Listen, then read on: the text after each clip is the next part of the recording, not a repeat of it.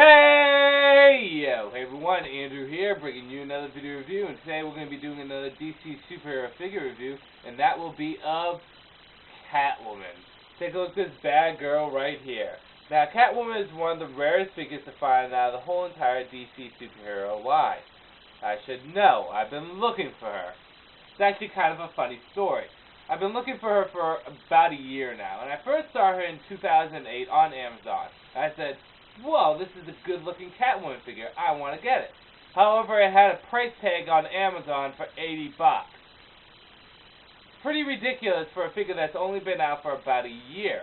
And I was saying to myself, how could a figure be priced this high and it's only been around for a year? Then I checked eBay, just thinking it's some kind of Amazon fluke, because those do happen. And eBay had it for $50 to $80. And I'm saying to myself, what? How is this possible? I later found out that Catwoman was one of the worst distributed figures out of the whole entire set. She only showed up in so many stores, and she only showed up for a certain amount of time, making her a really hard figure to find. And that translated over into her online figure purchasing. Buying her and finding her is incredibly hard. So I decided to wait it out instead of paying $80.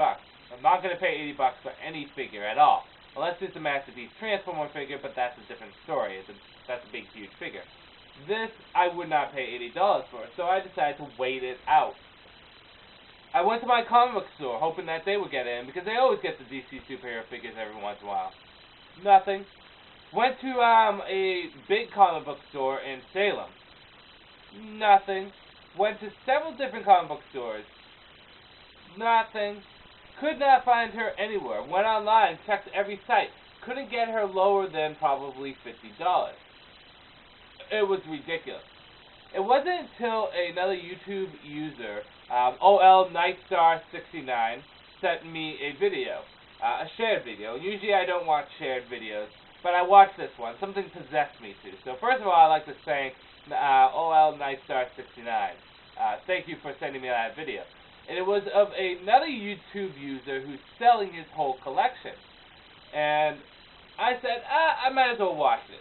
And this person had a fantastic collection of Marvel Legend figures and a pretty good DC Universe Classic collection.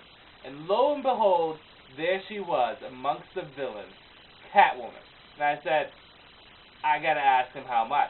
So I asked this guy how much he was asking for Catwoman. And he said, $16. $16? That is a steal. So we went through the proper transaction, and lo and behold, here's Catwoman in my hand. I found her. It took a year of waiting, but I got her for a good price. $16 plus shipping and handling, worth it. So that seller I got her from, I'll put his name up on the side here. He's a nice guy. He has a huge, fantastic collection. It's absolutely beautiful. It's almost sad he's selling it off because, you know, you put your heart and your soul into a collection. That collection is just so beautiful, and you know, I guess he has his reasons, so go to him. He's a great guy. He's a nice guy. He's understanding. He's very fair about prices. If you're missing anything in your Marvel Legends collection or in your DC Universe Classics collection, I suggest you check him out. Great seller. He's looking to get rid of his stuff. He needs the money, so please, take a look. I'll put the link up on the side there, or there. I forget which side it shows up on. It'd be that side. Anyway, but, you know, great seller. I thank both of them. I believe the seller's name is Jared Diago. I'm not sure if that's the correct pronunciation for it, but again, the link will be up on the side. Please check him out. I got her from him, and I'm happy. So you get my stamp of approval. So with that said, let's get into the figure itself. On to Catwoman herself. Now let's start with the accessories. Technically, Catwoman comes with 4 accessories. I only have 3 of them, which I'm perfectly okay with. I don't need all of them.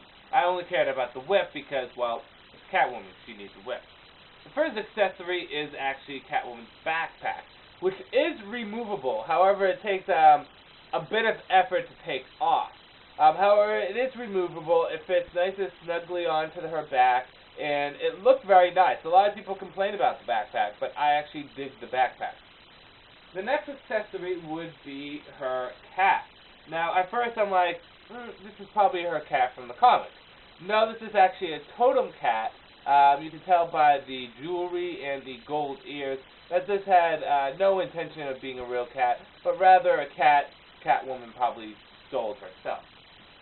And then next is her whip, the classic whip. It's a very nice whip.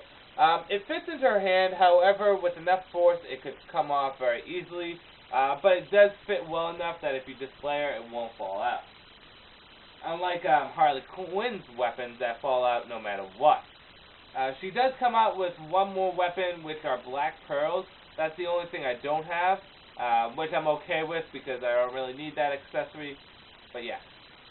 Now, I'm not going to get into a character bio about Catwoman because I already did that with my DC Direct Hush figure. If you want to hear that bio, I suggest you go check that out. So let's get into Catwoman herself.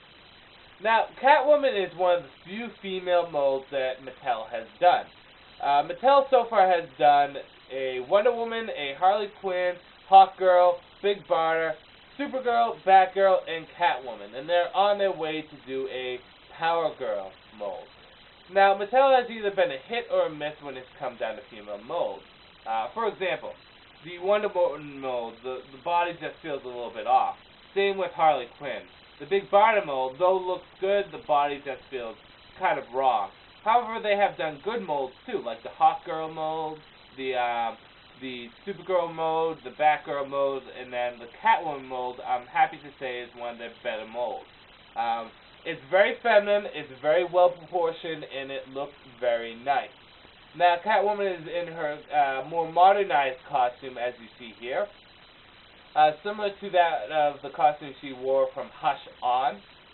It is a black costume, and I've said before that it is my favorite Catwoman costume, and that's a bit of a lie. I do like the costume that she wore in the mid-90s with the purple and the black boots. That was a nice costume. I do wish Mattel would do a figure of that. We'll see what happens. I heard that they're thinking about doing another Catwoman figure. Not sure. So yes, this is the black Catwoman costume, which I believe first showed up in Hush. However, it could have showed up in one of the Catwoman comics. I don't read the Catwoman comics that much, so it could have showed up beforehand. It's done in a overall black color scheme with a glossy black for the hands and for the feet. We got some silver on the zipper, the belt buckle, the shoes buckle, and for the little neck ring thing that she uses for the zipper. Now on the back we have a purple backpack, which I pointed out beforehand, that has a little cat symbol on it, which is not noticeable on my camera because my camera is, well, shit. She has goggles, which are very similar to Booster Gold and the Blue Beetle's goggles, in that they're translucent, and that if you look real closely, you can see her eyes. However, these goggles are not removable, they are stationary. She also has a skin tone around her face that is darker, but in the lip region, the skin tone is actually lighter. This is a small problem with Catwoman, one of the few problems with her. But besides, I mean, from a distance, you won't be able to notice it. Close up, it is quite noticeable, though. So it's just a small problem. She also has her red lipstick, which does stand out very nicely. On a whole, when it comes down to Catwoman, she's an absolute beautiful figure. I really dig her. She looks good. Like I said, she has a very feminine touch to her. However, she is not without her fault. The color scheme in the face is obviously the first fault. The next is that there's nothing that stands out with the paint job. I mean, it's just an overall black paint job, which isn't bad, but it doesn't give you enough room to do shadowing or detailing at all. That's not really the figure's fault, that's more or less just Catwoman's costume. Does it take away from the figure? No, but it doesn't really add much to the figure, so. Like I said, the mold looks good. They put a lot of detailing with etching on the mask area and on the body area, and she has a standard articulation with all the DC Superhero and Universe Classic figures. She has the head articulation, elbow, shoulder.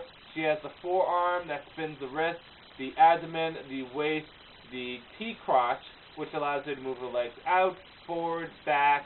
She has the quadriceps, the knee, and the foot. So she has all the standard articulations. On a whole, I really like this figure. It's probably my favorite Catwoman figure. Despite the fact she does have a few faults, I believe that the good outweighs the bad. Let's bring out the DC Direct Hush Catwoman figure for a little comparison. Now, obviously, the DC Direct Hush Catwoman figure is going to have a little difference to her because she's a DC Direct figure. Less posability, a little bit bigger, but more detail. Now, when it comes down to the figures, I actually think that this figure has more detail.